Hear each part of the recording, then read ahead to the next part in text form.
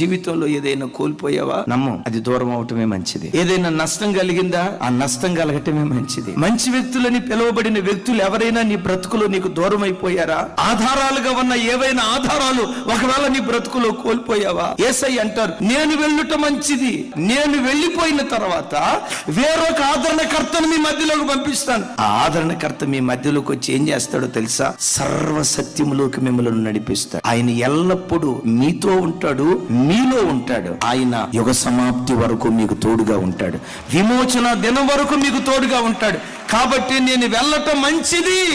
నీ బ్రతుకులో నువ్వేది పోగొట్టుకుని ఈ రోజు ఈ వాక్యం వింటున్నా, శ్రేష్టమైన ఉద్యోగాన్ని పోగొట్టుకున్నా, శ్రేష్టమైన వ్యాపారాన్ని పోగొట్టుకున్నా, అద్భుతమైన వ్యక్తులని పిలువబడిన నీ ప్రాణంతో పెనవేయబడిన వ్యక్తులను నువ్వు పోగొట్టుకున్న దానికంటే శ్రేష్టమైన వాటితో నా దేవుడు నిన్ను నింపునుగాక.